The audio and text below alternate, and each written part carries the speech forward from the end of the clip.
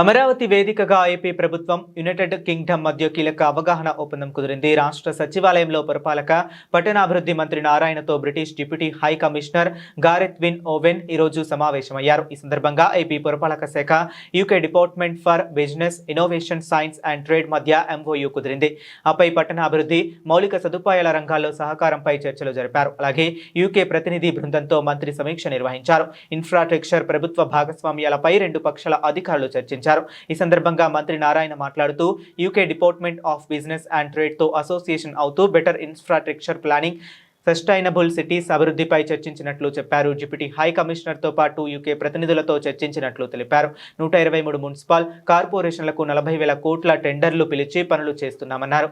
వాటిలో UK technology ఉపయోగించేందుకు UK ప్రభుత్వంతో మాట్లాడి ఎంఓయూ చేసుకున్నట్లు మంత్రి నారాయణ పేర్కొన్నారు.